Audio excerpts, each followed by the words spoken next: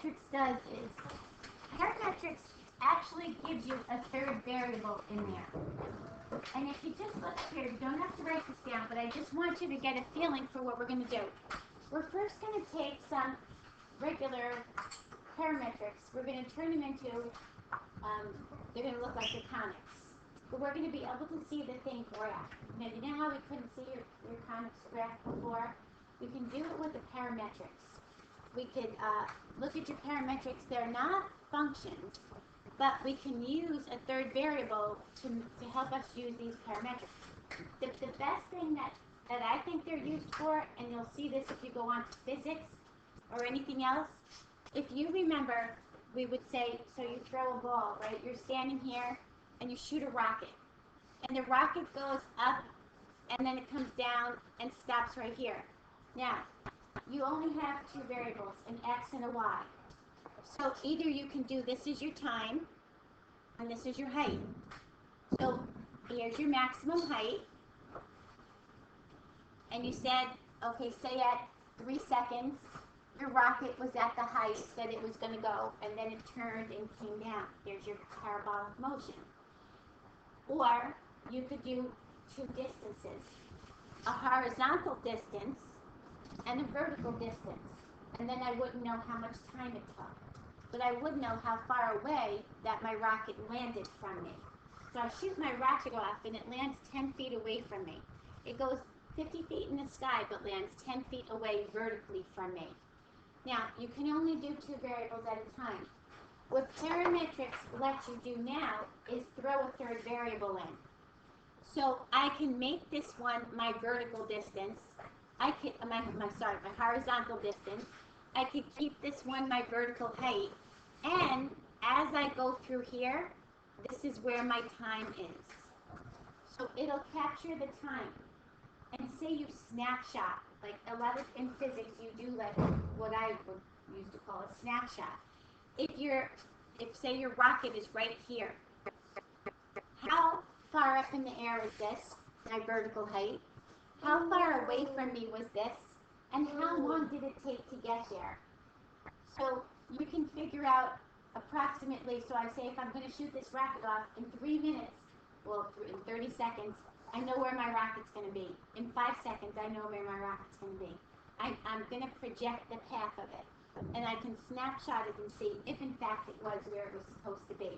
You know, like when you send a rocket, when they send a rocket up to space, they follow certain paths and time constraints, and you have to reach certain speeds and whatnot. This is a good way to track your rockets using parametrics. You keep track of your angles. So there's a little angle movement in there, things like that. So I think parametrics are a really forceful concept, and I just thought we'd just take a couple of days and look at your parametrics. I also like the fact that like when you graph them, you could actually see your circle, your hyperbola graph. You can kind of watch it graph. It has what we call an orientation, a direction to it. Because you'll see your graphs, they'll start and they'll go like this. So never could we graph something that wasn't a function in your calculator. In a parametric, we can. So it has an orientation. It has a starting point, it has a path that it follows, and we can kind of track those things. So I felt that, parametrics were fairly important. I could have bypassed this unit, but I'm just going to spend like 3 or 4 days giving you the basics of the parametrics. So today, we're just going to kind of work through adding in a third variable into this. And what you'll generally do is you're going to solve your other variables in terms of your third one. Now, I'm going to pull up my calculator for a second. It's the time that gets put into here. This is our third variable. So say t was 0. I would plug my 0 in here. I would plug my 0 in here. So one of them gives me an x value. One of them gives me a y value. So if I plug 0 in, so x would equal 24 times 0, 0. Y would equal 0 times this, 0 times that. Y would equal 0. I have a rectangular point, a regular graphing point of 0, 0. And that's how I would graph that point of the 0, 0. I have to graph an XY point. That's what you have on your XY axis, right? So you're graphing an XY point. If I put time in of 1/2, put 1/2, that would give me an X of 12. And then I could figure out what this guy is, and I would get an XY point, and I would plot that point. So time, even though it's your third variable, you don't see it in your, as you're graphing this. It's kind of like going along the graph. And it's just kind of cool because when we start working with your parametrics, and we do an application, we'll actually trace the thing going through. We'll be able to trace it. We'll see when does it hit the ground, we can stop it. We can see, does it clear this fence? You know, we can all kind of see all kinds of stuff from this. Yeah, at that height, at that time, is it going to clear, right? So this is what we're looking for your parametrics. All right, let's go on to this one. This one's probably a little bit easier to see. All right, so we're going to take this guy, and we're going to put this in your calculator, and we're going to work with your table. And actually, we're going to set up a table. You're going to set up a table that looks like this. Time, X, and Y. You can set it up vertically or horizontally. I just kind of left enough space to do it horizontally. We're going to use this domain. So we're going to go -2, -1, 0, 1, 2, and 3. Now, the points we get for our XY are the points that we actually can graph on your XY coordinate grid. Time is the guy that's running through it. So the XY points are the points we need. So you basically start at your lowest point. This is going to show us also orientation, the direction that we're going in. It starts at the lowest and then increases. So we're going to follow its orientation. So we're going to go to your calculator, and we're going to go to your y equals, and we're going to plug in those two equations. Remember, when you do a parametric, it has a pair. An x pair in terms of t, a y in terms of t. Once we find your xy, that's your xy point that we can actually graph on your grid. This one's a little kind of cooler, so you could almost see it. So let's put this in, t. Remember, as soon as you hit that, you'll get the t. T squared minus 4. What is that an equation of? Parabola. And which way is that parabola opening? Up, because it's positive. Okay. And then we're going to put this guy in. T, use your t, divided by 2. Okay. Now, granted my table was set up a little bit different, but I'm just going to hit graph right now. I'm just going to hit graph. And it didn't go very far. So let's take a look at your window. We want our window to match this domain. My t has to go from -2 to +3. I'm using the domain. -2 to +3. That's my t. Make your t-step right now 0.1. Now, my x-mins, my x-maxes, I'm not really sure where to put them. But I do know what my t is. So I'm going to leave that and graph this for a minute. And I'm kind of stuck here. So let me take a look at my table. Let me pull up my -2, my -3. Come to table set. Start your t at, well, let's start at -2. And right now we're just going to change it as 1. So now, I need to know what my x and y's are going to be. I need to set my window. What you put, 2? I went from -2, do change to table 1. Because we're going to do this domain from -2 to 3. And we're going to go by 1s right now. So now, this should give you a hint on how you should set up your x's. What's the smallest value? I'm going from -2 to 3. -2 to 3. What's the smallest value for my x? Where's your x? -4. So let's make my x go from -5 to what's the highest value? 5. So let's go to 6. What's my y? What's my smallest value on my y? -1, so I'll go from -2. What's my highest value? 2, 1.5, I'll go to 2. Set your window to look like your table. So let's go back to your window. Oops. Okay, we've got our t, our increments for t. So my x min, here's my x min, -5. Here's my x max, +6. Make your scale go by 1s. Here's my y min, -2. Here's my y max, 2. And make your scale go by 1. Now, watch. Watch up here for a second when I hit graph. Look at it. See it start? Where did it start? It started right here, and it went in this direction. You only told me to go up to here. So I'm going to go here for my parametrics. From -2 to +3. Now, the little path that it followed is called its orientation. It starts at the lowest point, because I plugged in a -2 into this equation. -2, watch. -2 gives me 4 minus 4, which is 0. Ah, I got the 0. -2 gives me -2 divided by 1. And there's my coordinate point. Right here, 0, -1. That's my starting point. See it? Now I'm going to plug in t is -1. -1 squared is 1, minus 4, up, -3. -1 divided by 2, -0.5. Here's another point, -1/2. -3, -1/2. See it? Right here. And there's the orientation. It's going like this. Do you see it?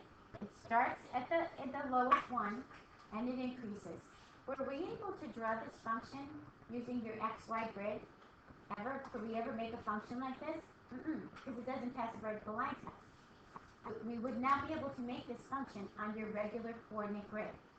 But by using a parametric, by throwing in this third variable, we can take the results of these two and actually graph it. We can see this thing move.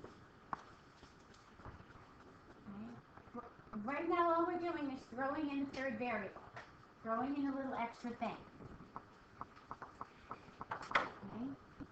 You should be able to, from your domain, you should be able to go to your table and set your parameters up so that you can, set your table up to match your parameters. All right, let's try another one. This is just real basic parametrics right now. Third variable. Yes. Orientation.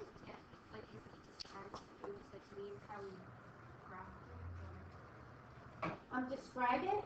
Well, you would say that it starts at the lowest when time is -2, and it follows the direction. Actually, just put the arrows on your graph, and just say it follows the direction of the arrow. As the time increases, that's what it will follow. Okay, let's try another one. We're going to put this in your calculator.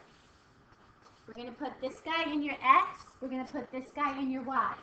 This is a parabola. This is a cubing function. Let's see what happens to it. And we're going to follow that domain, which means I have to erase all my previous information. All right. So let's go to your y equals. Let's clear this out and put that in there. And let's see what we get out of this. So we have an x equals t squared. Remember, as soon as you hit that in parametric mode, you get the t. There's a parabola. And here's a cubing function. T raised to the 3. Okay? Now, you want your domain this time to go from -4 to 4. So, just because we don't know what the x and the y are, let's just set our t-step right now. From -4 to 4. Keep your t-step small, but not too small. Otherwise, it does take a lot longer. Now, I don't know where my x and my y's are yet, but I do know where my t is. I'm going by your domain. So let's graph this. Looks pretty weird, right? It looks pretty weird. So let's play with your t-step until this guy gets a little bit smoother. Let's take a look at your window first to see where your x and y's are. We're going from -4 to +4. So if you take a look at this, your x value has to go from like 0 to 16. See it? Your x is going to go from 0 to 16. This is the easiest way to figure out how to set your table. Your y is going to go from, it's got -64, and let's see where the +4 goes. 64, because it's symmetric there. So from -64 to 64. So let's set your table, your window. Let's come down and set your x min. You got to play with this, guys. From 0 to 16. And then set your y min from -64 to 64. Now, pick graph. Getting a little bit smoother, right? Getting a little bit better to look at. Were we ever able to graph like this sideways parabola? Never. We were never able to do this. Not as a function, because this doesn't exist as a function. But we can as a parametric. Now, sometimes you want to play with your t-step. Watch, I'm going to change my t-step. I'm going to make my t-step be 0.5. And see if it gets any smoother. A little bit better at the point, but a little bit stranger on the lines. I'm going to change it to be 1 and see what happens. A little bit smoother. The first time that point was a little bit squished in there. So do you see it kind of changing a little bit as you change your t-step? So change your t-step so that it looks a little bit, smoother in its path. So your orientation, therefore, goes this way. Just make arrows in your sketch. Your orientation goes here, stops, and then comes back out again. This is your orientation. Orientation says to find me the direction that it's going in. Start at your lowest. I'm starting at -4. At -4, I'm 16, -64. 16, -64, way down here. If it helps, make the table on your chart, on your paper. I would do this because it makes it much easier to graph this. Time, x, y. So your time is going -4, -3, -2, -1.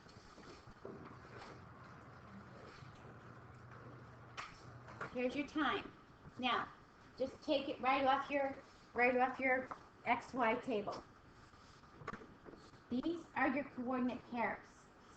This is what it's graphing.